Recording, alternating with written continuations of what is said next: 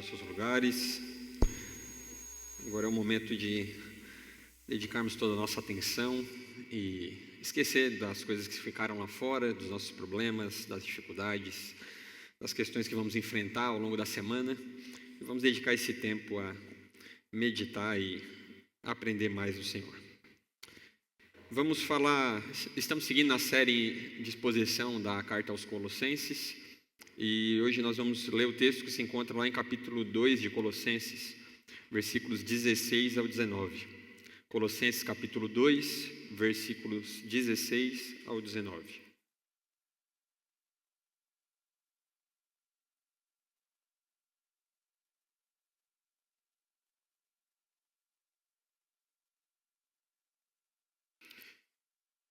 Ele diz assim: portanto, que ninguém julgue vocês por causa de comida ou bebida, ou dia de festa, ou lua nova, ou sábados, porque tudo isso tem sido sombra das coisas que haviam de vir, porém o corpo é de Cristo. Não deixem que ninguém se faça de árbitro para desqualificar vocês, com pretexto de humildade e culto de anjos, baseando-se em visões, estando cheio de orgulho, sem motivo algum na sua mente carnal. E não retendo a cabeça, a partir do qual o corpo, suprido e bem vinculado por suas juntas e ligamentos, cresce o crescimento que vem de Deus. Até aí. Vamos orar mais uma vez? Senhor, obrigado, Pai. Obrigado por esse momento, obrigado pela Tua palavra. Fala aos nossos corações mais uma vez. Nós cremos que dependemos de Ti. E as nossas expectativas hoje estão no poder do Teu Espírito Santo, que é capaz de trazer luz sobre o nosso coração, iluminar o nosso entendimento, mudar a nossa vida por completo, de dentro para fora. Então, nos achegamos a Ti, Pai, com temor e zelo, clamando que o Senhor fale ao nosso coração, essa vez, mais uma vez, Pai, essa noite, em nome do Teu Filho amado Jesus. Amém. Amém, irmãos? Texto, intitulamos a mensagem aqui como a liberdade cristã contra as falsas espiritualidades. Estamos falando ao longo dessa carta de Colossenses, e o principal tema que Paulo aborda aqui e embasa contra as heresias da igreja de Colossos é a supremacia de Cristo, o título dessa série. E em vários momentos ele está lidando com problemas relacionados a Cristo não ser suficiente, a suficiência de Cristo, como falamos aqui ao longo de alguns domingos já. E hoje, ele está aqui na continuação do que pregamos, na semana passada, falando especificadamente sobre o legalismo e o misticismo, dois maus, que acabam distorcendo a realidade do Evangelho. O legalismo, por sua vez, nos faz andar por meio de acreditar que nós somos aceitos ou nos achegamos a Deus por meio do cumprimento de regras. Quanto mais eu cumpro as regras, quanto mais eu sou uma pessoa obediente, mais eu vou ser aceito, amado diante de Deus. E é lógico, ele se estende a várias práticas, muitas vezes que não são nem bíblicas. E assim o misticismo, aquele misticismo que avançava na igreja de Colossos, crendo que a palavra de Deus não era suficiente, o evangelho não era suficiente, por isso eles precisavam de intermediadores. Eles eram humildes demais, eles não poderiam se achegar a Deus. Eles eram pessoas tomadas por uma humildade falsa, que eles acreditavam: eu não sou digno, então eu preciso adorar aos anjos, por exemplo, para que eu seja aceito diante de Deus. E é sobre isso que nós vamos falar essa noite, esses versículos do versículo 16 ao 19. E para começar a introdução, eu vou fazer uma ilustração aqui. Imagine que você recebeu um presente, e esse presente é um carro novo, irmãos. Olha que bênção, Teve um ali que já fez assim, eu recebo. E esse carro novo, ele é aquela Ranger, Eu amo a Ranger. E a Ranger Raptor. E aquela grade preta, LED na frente, ela é aquele verde militar, uns rodão assim bonito, Aquele pneu garrudo. Tu pensa, cara, esse carro é perfeito, Ele tem de tudo. Ele tem painel ali de bordo, ele tem ar-condicionado, ele tem vidro elétrico, ele tem 4x4, ele tem caçamba, ele tem de tudo. Tudo que tu possa imaginar, aquele carro te supre. Então tu olha para aquele presente, né? E cavalo dado, a gente não olha os dentes, né? Mas uma Ranger ainda réptil. Aí tu pensa, esse presente ele é perfeito, né? Ele me supre em tudo que eu preciso. É o carro, a versão mais completa que tem. E tu começa a ouvir alguns comentários de alguns amigos. Ali depois, né? De algumas observações, eles começam a dizer, olha, é bonito, mas dá para melhorar ainda. Dá para botar aquela faixa de LED em cima. E daí, massa, aí vai ficar o bicho. E daí vem outro e ele fala, não, é bonito, mas dá para fazer mais uns detalhezinhos. Dá para botar uma máscara negra aqui no farol, dá para fazer mais não sei o quê. E vai se acrescentando várias coisas que tu olha e tu pensa, aquele presente que era espetacular, ele parece já não ser tão completo mais. Ainda tem mais coisa para fazer, ele pode ficar melhor. E aos poucos, ele se torna incompleto para você. E o problema ali não foi o presente. O problema ali foi aquela dúvida plantada no seu coração sobre ele. E comparado a essa história, era assim o que estava acontecendo na igreja de Colossos. Aquele evangelho que entrou nos seus corações e parecia perfeito, aqueles irmãos foram plantando pequenas dúvidas. Não, sabe, é muito legal. Tudo que você ouviu sobre Cristo é muito bom, mas ainda dá para melhorar. Ainda pode ter alguma coisinha a mais, ele, sabe, ainda pode ter alguma espiritualidade mais profunda que talvez a gente não conheça sobre os anjos ou sobre algum mistério de Deus. E aquele momento que foi plantada aquela dúvida sobre uma verdade completa, começa a gerar dentro daqueles irmãos aquela dúvida. Talvez exista algo a mais. Talvez o evangelho é muito simples, né? É só isso. Basta crer em Jesus como Senhor e Salvador. Não tem mais nada. Não tem um caminho de joelhos até Jerusalém. Não tem algo que a gente não conheça, talvez escondido. E essa dúvida plantada nos seus corações que começou a gerar todo esse rebuliço. Alguns ali diziam, né, que eles precisavam observar os certos dias, certas dietas, certos rituais. Não pode ser que Cristo me libertou e agora eu sou livre em Jesus Cristo. Eu não preciso mais seguir um conjunto de regras para alcançar os céus. Tem alguma coisa errada nisso. Precisa ter mais alguma coisa. E essa foi essa confusão gerada dentro da igreja de Colossos, né? E é sobre isso que nós vamos lidar, irmãos. Uma pergunta que vai nos nortear ao longo dessa exposição é: estamos vivendo conectado ao cabeça, que é Jesus Cristo, ou apenas organizando a nossa fé ao redor de regras e experiências? Será que a nossa fé ela não tem rodeado, a nossa vida ela não tem sido norteada apenas por experiências e regras de uma religiosidade que foi implantada no nosso coração? Ou será que a nossa vida tem sido moldada pela nossa conexão com o cabeça que é Cristo Jesus, por meio de uma vida de relacionamento com Ele? Essa é a pergunta que vai nos nortear até o fim. Colossenses capítulo 2, versos 16 e 17, diz assim: portanto, que ninguém julgue vocês por causa de comida e bebida, ou dia de festa, ou lua nova, ou sábados, porque tudo isso tem sido sombra das coisas que haviam de vir, porém o corpo é de Cristo. Essa palavra portanto, sempre que nós vemos no texto portanto, ele está falando, né, conectando ao que nós ouvimos anteriormente.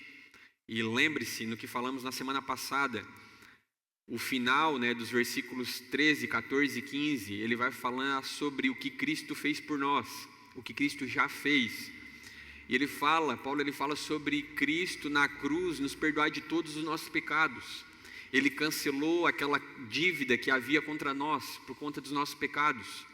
Então o seu sacrifício foi perfeito. Então ele fala agora: portanto, diante do que Cristo já fez, cancelou o escrito de dívida, removeu a condenação da lei, despojou os principados, triunfou sobre eles na cruz, que ninguém julgue vocês. Então, diante de tudo isso que nós vimos do que Cristo já fez, que ninguém julgue vocês pelo que vocês hão de comer ou beber. O que eles estavam lidando aqui eram esses falsos mestres que diziam que eles precisavam observar ainda as dietas da lei cerimonial, os rituais do Antigo Testamento. Eles precisavam não comer carne de porco, eles precisavam não fazer isso e aquilo, eles precisavam celebrar ainda os dias de festas. E Paulo, o que ele fala sobre esses irmãos é que ninguém julgue vocês por isso, por não comer isso ou aquilo. A liberdade cristã, ela não nasce, irmãos, de uma postura rebelde contra as regras. Não é isso que Paulo está dizendo. Não era aqueles irmãos que vinham impondo aquelas regras que eles seguiram talvez por tantos anos, e talvez eles se rebelassem contra aquilo. Não, eu não vou obedecer nada disso. Você talvez está naquela caminhada do discipulado, como todo bom cristão, e um irmão maduro na fé talvez te diz: meu irmão, faça isso, siga por esse caminho. Talvez o que você está fazendo aqui, não baseado na sua experiência, não, segundo as Escrituras, isso aqui é uma forma correta de viver. Obedeça a palavra de Deus. Isso aqui não é coerente. E talvez você pense: não, eu vou fazer o que eu quero. O que tu sabe? O que esse cara sabe aí? Não sabe de nada.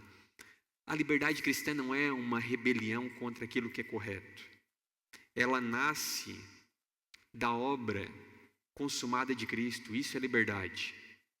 Era sobre isso que Paulo estava falando sobre esses irmãos. Por que vocês hão de seguir os mesmos rituais sobre comida? Por que vocês hão de ter que seguir as mesmas ordenanças se Cristo já veio? Se Cristo já fez por vocês? Se Ele morreu ao ponto de que vocês hoje são livres de toda a condenação do pecado, de toda a acusação de Satanás, por que vocês ainda continuam caminhando e buscando viver como antigamente? Como vocês viviam na sombra que apontava justamente para Jesus Cristo. E ele fala ali: não deixe que ninguém julgue vocês por comida ou bebida. A religião estava sendo reduzida a um regulamento de alimentos.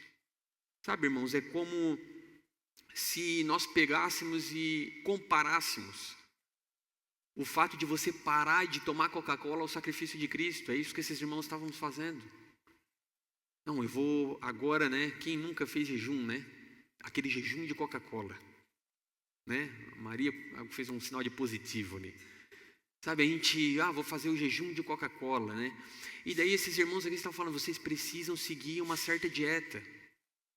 E eles estavam comparando, talvez se abster de alguns alimentos os tornasse mais santos, comparado ao sacrifício de Cristo. Isso é loucura.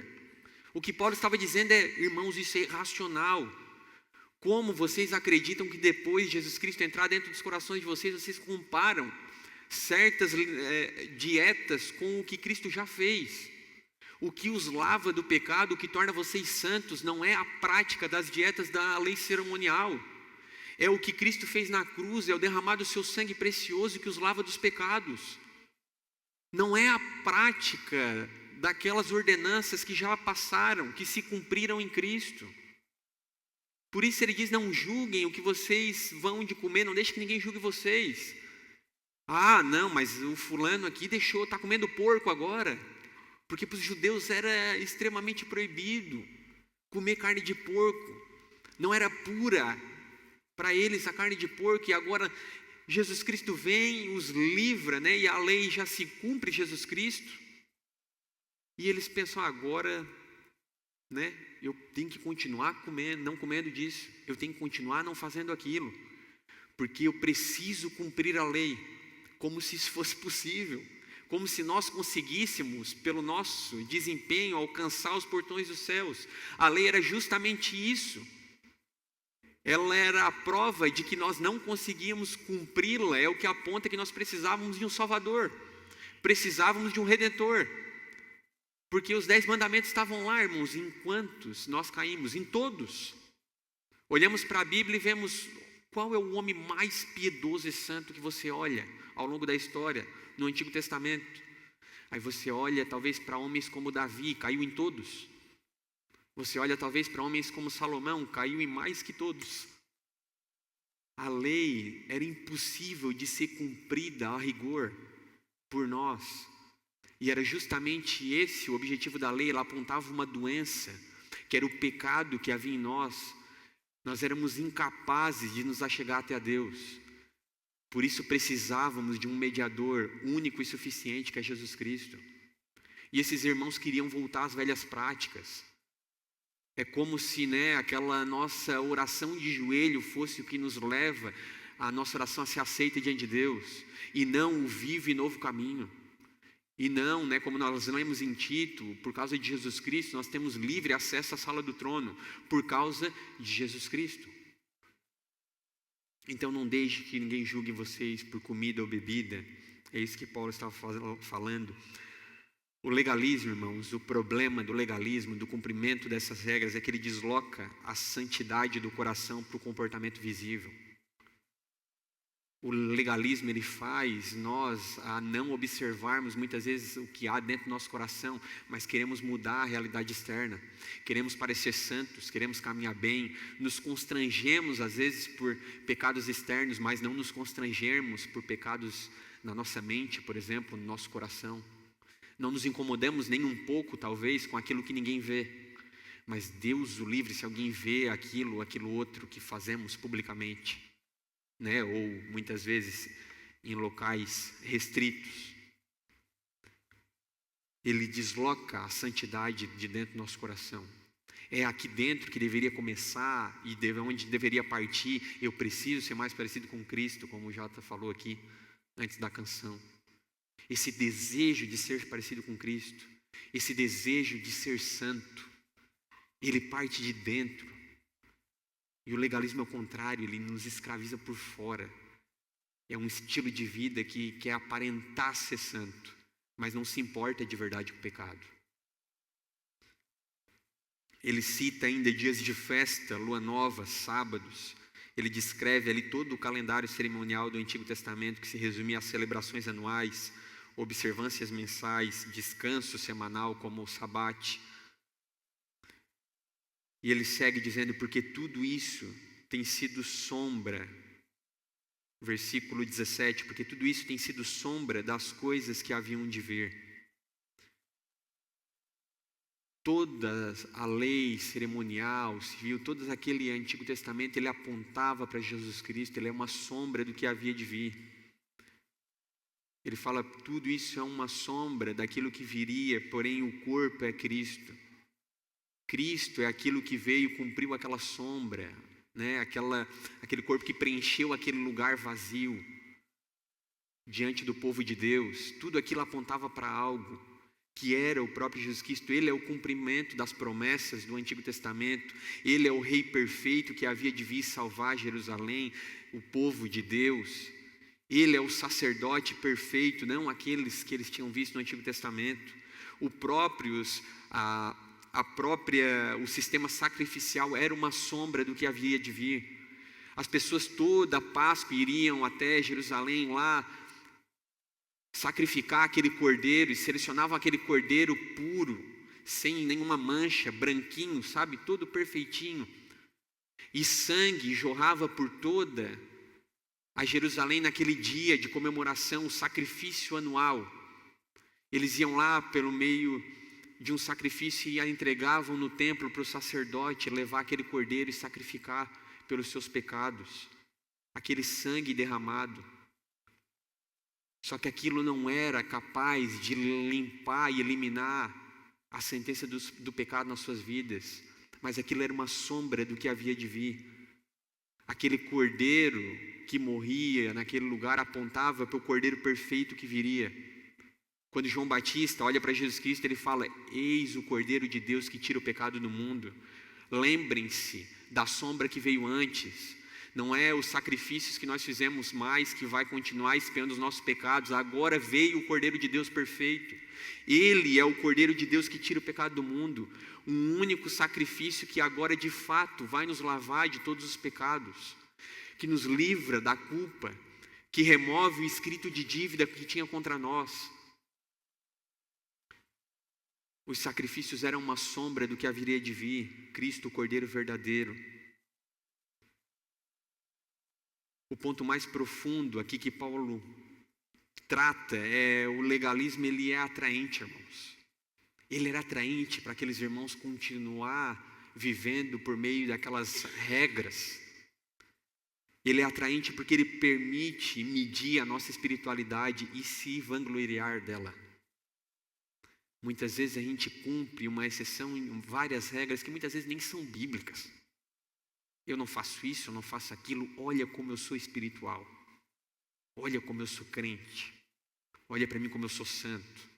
Olha para mim como eu aparento, né? Eu exalo, na verdade, né? Tu vê aquele cara, ele quase não encosta o pé no chão, né? Ele quase flutua, ele exala, sabe? Aquela religiosidade maravilhosa que tantos crentes gostam, né? E esse é o problema do legalismo, ele é possível medir. E a gente se vangloria, né? Existe aquela hierarquia, muitas vezes, no meio das comunidades cristãs. Pô, aquele irmão, ele é muito mais santo do que o outro. Ele é muito mais evoluído, né? Eu nunca vou confessar um pecado para aquele cara. Deus o livre, ele não deve nem pecar. Irmãos, quando eu me converti, eu tinha vergonha. Eu não tinha coragem de conversar com... Né? Não tinha abertura também, infelizmente. Mas eu não tinha coragem de conversar com alguns irmãos. E a pessoa, se eu falo para ele que eu minto ainda, eu vim na igreja. Estava lá no trabalho, o cara me impressionou, eu menti. Se eu falo, o cara não deixa mais eu servir nada, né? Vai acabar comigo. E tinha um medo, uma vergonha, porque muitas vezes o legalismo ele faz isso, ele traz uma casca, né? Uma aparente santidade que não nasce de dentro para fora, e às vezes a gente se orgulha disso, se vangloria disso. Olha como esse irmão, ele ainda faz isso e eu não mais. Como não foi Cristo, né, que nos libertou dos nossos pecados, dos nossos vícios. E muitas vezes não é nem pecado, irmãos. Sabe, a gente, meu Deus, eu não vou nem citar, né? Quantas vezes eu sou lá do tempo do alô diabo, né? Pega o rótulo da Coca-Cola, vira de trás para frente, está escrito alô diabo. Não pode mais beber Coca. Barbie, o cara da Barbie fez um pacto com Satanás, não pode ter Barbie. Né? A Disney não pode ver nenhum filme, porque a hora que o Rei Leão ele bate o pé no chão lá, sai uma frase, né? Nós era do tempo do Illuminati, meu Deus, esse foi um tempo maravilhoso, né? Fantástico. E trouxe, né, essas dificuldades. E é impressionante como o legalismo ele nos coloca em comparação, enquanto o Evangelho nos coloca de joelhos. Nós não queremos saber quem é maior, quem é melhor. Nós sabemos que existe só um, que é Jesus Cristo, o digno de todo louvor e adoração. E nós somos santos por causa do seu sacrifício perfeito, não pelo nosso desempenho ou por algo que façamos. Ele nos fez santos, Ele nos fez separados. Quando Deus olha para nós, irmãos, Ele vê o sangue perfeito de Cristo derramado sobre nós. Ele vê a justificação que veio por meio do sacrifício de Jesus Cristo. Ele olha para Maria e ele vê ela está coberta pelo sangue de Cristo Jesus. Graças a Deus ele não vê os nossos pecados em si, ele muito pelo contrário, nos perdoa de todos os nossos pecados. Do passado, do presente e do futuro. Isso é libertador, irmãos. Não é um conjunto de regras que fazem vocês aceitos, mas foi o que Cristo fez por nós. Então que nós não vamos voltar a viver como religiosos, mas use bem da liberdade que recebemos em Cristo Jesus. Precisamos examinar se estamos medindo maturidade cristã por critérios externos. Sempre que algo externo se torna critério de aceitação diante de Deus, estamos voltando às sombras do passado. Irmãos, isso é comum demais, infelizmente. Não é só lá na igreja de Colossos. Você está naquela semana difícil e você pensa, não vou orar. Como é que eu vou me apresentar diante de Deus assim? Olha como é que foi meus últimos 3 dias. Meu Deus, eu estou dando aula para os ímpios lá do trabalho. E daí você pensa, eu não sou digno de mais chegar diante de Jesus. Como é que eu vou orar assim? Baseando a nossa aceitação diante de Deus pelo nosso desempenho. Não importa se o dia foi ruim, se o dia foi bom, o quanto você pecou ou não. O que nos dá livre acesso à sala do trono é o sacrifício perfeito de Jesus Cristo. Nós podemos lá chegar em qualquer momento, em qualquer circunstância, em qualquer situação, e graças a Deus por isso. Precisamos cuidar para não permitir que os outros julguem nossa consciência onde Cristo já nos libertou. Muitas vezes nós, como fariseus, pesamos a vida dos irmãos, tornamos o caminho em direção aos céus mais difícil do que deveria ser, colocando práticas e regras onde Jesus Cristo não colocou. faça isso, não faça aquilo. Mas onde está isso na Bíblia, irmãos? Às vezes criamos tantas coisas por meio da nossa religiosidade, dizendo que precisamos fazer isso ou aquilo outro, para se tornar um cristão, sendo que a regeneração veio pela graça de Deus. Que não estejamos, sabe, debaixo desse jugo. E não colocamos também pessoas debaixo desse jugo. Precisamos lembrar também que a liberdade cristã não é libertinagem, mas vida centrada na realidade que é Cristo. Irmãos, a realidade da liberdade em Cristo Jesus não é abandonar também a forma, né, a Bíblia e tudo. Não, então beleza, então. Não preciso cumprir mais nenhuma regra, não preciso fazer mais nada, então vou viver do jeito que eu quero. Liberdade não é libertinagem. Saber que nós somos livres em Cristo é viver uma vida conforme Cristo, não mais conforme as regras e leis que talvez esses homens viviam. Era isso que Paulo está falando a eles: meus irmãos, tu pode comer uma costelinha de porco, sim. Nossa, isso aqui de certo entrou no ouvido daqueles judeus, um choque para aqueles irmãos. Outros talvez, né, os gentios ficaram felizes da vida. Você pode comer a carne de porco, sim, mas você tem liberdade para fazer ou não fazer, né? Te lembra quando tu entrou naquela igreja lá em 1996, ele falou assim, ó, para de jogar bola, porque a bola é a cabeça do diabo. E talvez você era um craque de bola, o cara jogava demais, jogava na várzea fácil, e daí você para de jogar bola, porque jogar bola não é de Deus. E daí você percebe que o evangelho não é isso. E daí você escuta a mensagem do evangelho e você pensa, não, eu sou livre em Jesus Cristo. Você volta a jogar bola. Glória a Deus por isso. Aí tu joga bola todo dia. Joga bola de segunda a segunda. Onde tem uma vaguinha tá jogando bola. E aí mulher em casa, filho, né? Aí esquece de, não, mas eu sou livre. Liberdade, irmãos, entende que é usar da liberdade que Deus nos deu para fazer aquilo que é lícito, mas também com equilíbrio. É usar da nossa liberdade não pautada naquilo que as pessoas dizem que eu posso ou não posso fazer, mas é diante do que as Escrituras e segundo Cristo. A régua que ela sobe, né, não é mais o que a lei dizia a esses irmãos, é segundo Cristo. Segundo Cristo, o que eu devo ou não fazer, como eu devo viver ou não, como eu devo me comportar, como eu devo falar. O próprio Cristo falou, né? O problema não é o que entra pela boca, é o que sai dela.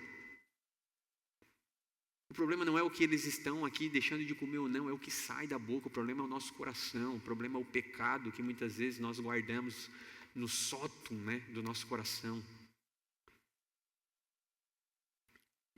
E ele segue dizendo, o segundo perigo, o misticismo, o perigo da falsa espiritualidade, versículo 18. Não deixe que ninguém se faça de árbitro para desqualificar vocês, com pretexto de humildade e culto de anjos, baseando-se em visões, estando cheio de orgulho sem motivo algum em sua mente carnal. Se antes ali Paulo ele aborda o legalismo, irmãos, agora ele expõe uma outra face da heresia presente em Colossos, o misticismo sincretista, uma espiritualidade falsa. E ele começa dizendo, não deixe que ninguém se faça de árbitro para desqualificar vocês. A imagem aqui traz, né, uma imagem de esportismo, né, de esportiva, um árbitro. O termo aqui indica alguém que atua como juiz. Não deixe que ninguém desqualifique vocês, era isso que os falsos mestres estavam fazendo. Não era apenas alguém que discordava do estilo de vida deles. Eles estavam olhando para aqueles irmãos e estavam falando, vocês estão desqualificados, vocês não são qualificados para seguir Jesus Cristo. Baseado na vida de vocês aqui, no quanto vocês são espirituais, o quanto vocês têm experiências, vocês não estão qualificados. E Paulo está dizendo, não deixe que ninguém se faça de árbitro. Irmãos, nós temos que ter um cuidado imenso para dizer quem é cristão ou não é, quem é salvo ou não, se essa pessoa é digna ou não. Não deixe que ninguém faça árbitro da vida de vocês. Será que, né, porque aquele irmão veio de bermuda na igreja, talvez ele não seja aceito, talvez ele não seja crente, né? Aí tem o irmão de bermuda, chinelo e regata. Aí pronto, né? Aí esse aí talvez não seja mesmo, não, tô brincando. E daí, sabe, a gente vem aquele irmão e ele vira o árbitro, né? O juiz. Ô irmão, eu queria te dizer que talvez a tua oração não suba hoje. Talvez os louvores não sejam ouvidos essa noite, porque olha aí, né? Tu não está tão apresentável. E daí aquele irmão, ele nunca comprou uma calça na vida, né? Ele é igual eu antes de me converter, ele não tinha uma calça no guarda-roupa. É surfista, é não sei o que e tudo mais, nós vemos um motivo ali completamente sem nexo e sem cabimento. E vem a pessoa, ela se acha no direito, né, de ser arbitrária além do que as Escrituras diz. E é um cuidado que nós temos que ter, irmãos, sobre a nossa própria vida e sobre a vida dos demais, para não cometer o mesmo erro e a mesma heresia que esses irmãos cometiam aqui, esses falsos mestres na igreja de Colossos. O julgamento de quem é qualificado ou não, por coisas que a Bíblia não diz. Você está desqualificado. Primeiro, nós vemos o julgamento externo do legalismo e agora a desqualificação espiritual do misticismo. E Paulo, ele identifica 3 características aqui dessa falsa espiritualidade desses irmãos.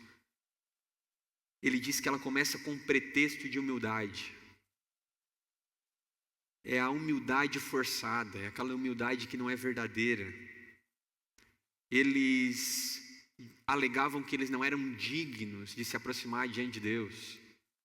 Diziam que era presunção ir até Deus sem intermediários, e aí começa o culto aos anjos. Sabe, aquela humildade assim que, né, quantos de nós já vivemos ou vemos esse momento? Não, eu não sou digno. Sabe, aquela humildade, olha como esse irmão é humilde. Olha como eu sou humilde. Eu não sou digno. Não, eu não sou digno de sentar aqui na frente. Ali é só para, né, pessoas que são especiais. Não, eu não sou digno de entrar na igreja. Não, eu não sou digno de orar. Eu não sou digno. Aquela falsa humildade daqueles irmãos, que na verdade era um coração cheio de orgulho, levava eles a buscar intermediadores como os anjos.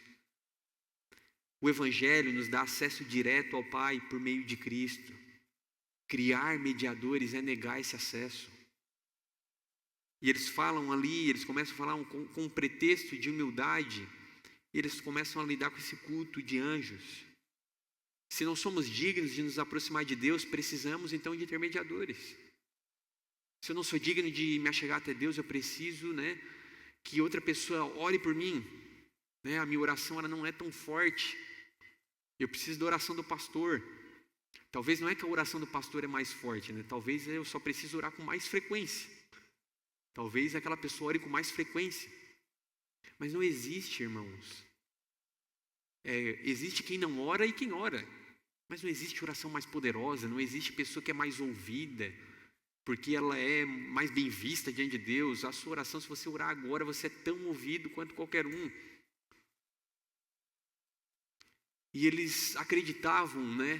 Pregavam por meio dessa falsa humildade que eles não eram dignos. Então a gente precisa adorar mais algo, mas na verdade tudo isso era para dizer que Cristo não era suficiente. Era uma mentira para colocar mais um intermediador entre nós e Deus Pai. Adorar anjos era uma idolatria disfarçada de reverência. Talvez nós, irmãos, dificilmente alguns de nós aqui vamos adorar anjos ou fazer algum culto a anjos, mas quantas coisas nós colocamos entre nós e Deus, como se Cristo não tivesse nos dado livre acesso por meio da sua vida, por meio do seu sacrifício perfeito. Quantas vezes colocamos coisas entre nós e Deus? Não, eu preciso, né? Como o nosso próprio desempenho, que falamos antes aqui. Se for aquela semana que eu falhei no planejamento, eu falhei 1, 2 dias em oração e leitura da palavra, eu não posso retomar mais. Eu não sou digno. E muitas vezes é uma idolatria disfarçada de reverência, uma falsa humildade. E ele segue dizendo, baseado em visões. o perigo do misticismo, irmãos. Eles diziam coisas como: eu vi, eu experimentei, eu tive acesso. Por isso eu sou espiritualmente elevado. Eu sou melhor. Muitas vezes a gente vai conversar com aquela pessoa, como esses falsos mestres, e eles diziam: não, mas eu tive aquela experiência, eu vi aquilo, e algo que vai além da Bíblia, a sua palavra revelada. A experiência, ela é um perigo, irmãos. Porque esses irmãos aqui estavam colocando ela, e não que não existam experiências genuínas. Aquele momento que você estava orando e Deus tocou fortemente o seu coração, glória a Deus por isso. Mas experiências como aquelas, né, que alguns como eu tiveram prazer de viver a época que acendia graveto no monte. Aí os irmãos iam lá orar para ver o graveto acender, não mais orar para Deus. É loucura. Eu tive um irmão que acendeu o graveto, ele comeu o graveto. Ele ficou em choque. Ele pegou, comeu. Pensei, meu Deus do céu, esse cara é maluco, cara. E o pessoal ia todo dia orar buscando experiências. Cara, se ele acendeu o graveto na semana passada, o que ele vai fazer na semana que vem? Será que vai pegar fogo naqueles bambu? Será que vai descer um anjo do céu? Será que vai ter um terremoto? E as pessoas iam constantemente até aquele lugar para orar, e daí aquele monte já se tornou sagrado. Na verdade, aquilo só acontece lá. Aí era o graveto, é o monte. A gente criou uma série de experiências e um misticismo, como se estar naquele lugar, viver aquela experiência me fizesse conhecer ou estar num nível elevado de santidade, ou de uma pessoa que segue a Cristo Jesus. Saía de lá, irmãos, eu não orava mais um dia na semana. Não lia a Bíblia mais um dia. Era fogo e terra no sábado à noite e pecado para todo lado na segunda e na segunda-feira. E terça, e quarta, e quinta.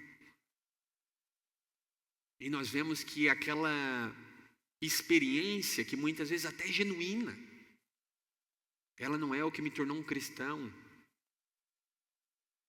melhor ou pior. E o problema do misticismo era isso. Esses irmãos estavam dizendo que eles precisavam ter algumas experiências a mais que os faria cristãos mais maduros. Cristãos mais de uma hierarquia um pouco maior. Eu lembro de uma época, um irmão congregou comigo há muitos anos atrás, e ele contava umas experiências assim que eu ficava abismado, que ele já tinha vivenciado. Eu pensava, cara, esse cara ele é muito bom de criatividade, ou essa vida dele, Daniel Mastral chega a ser fichinha perto do cara. É loucura. O cara vivia cada coisa que era, assim, era surreal. Quem que era Paulo e Pedro, né? E eu pensava, cara, não pode ser que é verdade essas histórias assim. E eu lembro, né, que o pessoal ficava tudo em volta para ouvir. O fulano vai contar as histórias aquelas. Todo mundo ficava ali. Que massa, né, cara? Deve ser sensacional, sabe, vivenciar isso. E a realidade é que nós pouco nos atentávamos por talvez os maiores milagres, ou o maior milagre que é a transformação por meio da palavra de Deus. A gente queria lá escutar o que aquele irmão escutava, ver o que ele via, mas pouco desejavam ser mais parecidos com Cristo, ou cantar, ou falar orações como salmista: Senhor, eu medito na tua palavra de dia e de noite. Guardei a palavra no meu coração para não pecar contra ti. Senhor, eu sou como aquela corça que anseia pelas águas. Quero habitar nos teus átrios todos os dias da minha vida. Senhor, me dá um coração puro, arranca esse coração de pedra, me dá um coração puro e um espírito reto. Aquilo ali era conhecer a Deus. Alguns anos depois nós fomos descobrir de fato o que era conhecer a Deus. Não era o misticismo e não era o legalismo que nos faziam cristãos piedosos, mas era um relacionamento de joelhos diante de Jesus Cristo, por meio da oração e da leitura da sua palavra diariamente, ao ponto que o conhecemos e ele vai nos transformando. Irmãos, deixar de fumar, deixar de não sei, falar palavrão, aquilo não foi mais um conjunto de regras na minha vida, ou apenas coisas que eu pensava, né? Eu fui ali na igreja e eu era brilhante, irmãos, no legalismo, né, naquilo. Eu conseguia falar de 10 palavras, 18 palavrão na rua e lá dentro nenhum. Sempre que eu estava com os irmãos, um largava uma coisa ou outra e eu nada. E eu pensava, esse cara aí deu bobeira, né? Moscou. E os caras já vinham e pá, né? Corrigiam. E eu só aqui na minha. E eu pensava, não, quando eu estou lá eu não posso. Mas quando eu estou aqui não dá nada. E na medida que eu vou sendo transformado dia a dia pela obra de Cristo Jesus, aí, de fato, eu vou sendo liberto dos meus pecados. Eu vou mudando a minha forma de ver é transformada. Eu começo a ver o mundo de uma outra forma. Ele me dá um novo olho, uma nova cosmovisão. E eu vejo que não é uma mudança de comportamento externa que me fazia um cristão melhor ou aceito, mas era o sacrifício perfeito de Cristo Jesus, o seu amor incomparável. E eu percebi que Ele mesmo nos transforma em conformidade à sua imagem, por meio da santificação. E glória a Deus por isso. Cuidado, irmãos, com o legalismo, com o misticismo. Um mede espiritualidade por meio de regras. O outro mede espiritualidade por meio de experiências. E nós temos que avaliar muitas vezes a forma como temos vivido, porque talvez muitas vezes pendemos para um lado ou para o outro. Ambos têm a mesma raiz, né? Cristo deixa de ser suficiente. Precisamos examinar, irmãos, se nossa fé está baseada na palavra de Deus ou na experiência. Nossa, eu creio em Cristo demais. Eu creio demais em Deus, porque eu vi um anjo lá em 1999. Não tem como não ser verdade. Irmãos, eu fico muito feliz porque você viu um anjo. É uma experiência provavelmente incrível. Mas nós cremos porque a palavra de Deus é a verdade. Porque ela é inerrante, porque ela é infalível. Porque ela é a palavra do próprio Deus. E o que eu leio nas Escrituras é que Cristo Jesus morreu por mim. Morreu pelos meus pecados. Pagou a dívida que tínhamos com Deus. É nisso que nós cremos. É nisso que nós nos apoiamos. Esse é o nosso fundamento. Precisamos desconfiar de espiritualidade que cria hierarquia invisível.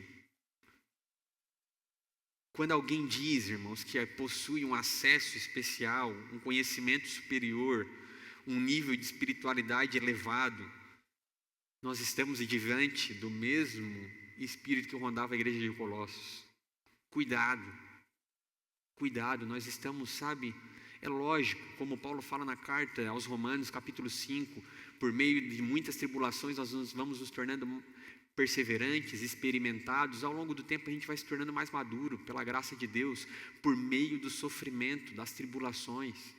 Mas isso não nos faz maiores, melhores, muito pelo contrário, diante de Deus nós estamos no mesmo degrau. Pastores não são maiores que outros, muito pelo contrário, nós temos funções, fomos separados para funções diferentes, para vocações diferentes, mas nós somos, irmãos, no mesmo patamar diante de Deus. Cuidado com ensinos que constroem hierarquias invisíveis. Precisamos lembrar que humildade verdadeira não cria intermediários. A falsa humildade, irmãos, ela diz, eu não sou digno de ir até a Deus. O Evangelho ele responde, você não era digno, mas Cristo tornou você aceito. É isso que o Evangelho diz. Você de fato não era digno.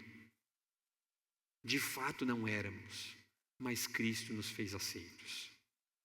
E qualquer coisa ao contrário é dizer que o seu sacrifício não foi suficiente. Qualquer coisa ao contrário é negar o que Cristo fez por nós. Qualquer coisa ao contrário é basear a nossa vida no nosso desempenho. Nós fizemos, eu conto um exercício que a gente fez, há um tempo atrás, na escola do discípulo. Nós estávamos tendo aula e daí fizemos o exercício era o seguinte, de 1 a 10, coloque uma nota do quanto você é santo ou pecador, né? E daí assim, o quanto você é santo. Não, eu sou né? Sou pecador demais. E daí todo mundo foi botando nota, né? Aí não, eu sou terrível. Aí eu sou mais ou menos, né? 7zinho ali. Eu também não sou tão ruim. E daí, quem que bolotou tal nota? Todo mundo, né? Todo mundo, eu né? Sou pecador demais, eu não sou digno. E daí, não, eu 7. Aqueles que botaram já ficaram aqui, acha que é grande coisa, né? E daqui a pouco, 2 lá, né? 10. Pô, todo mundo olhou. Quem que esses caras pensam que... Aí todo mundo já pegou ar, né? E daí o professor ali falou, né? Só os 2 acertaram. Todo mundo já ficou maluco, né? Porque o quanto nós somos santos, irmãos? 10. Porque a nossa santidade, a nossa vida, santo, separado, justificado, declarado justo, declarado ali, separado por Deus, está baseado no quê? No nosso desempenho? Não é, né? É na obra de Cristo. Mas nós não conseguimos, na grande maioria das vezes, pensar assim.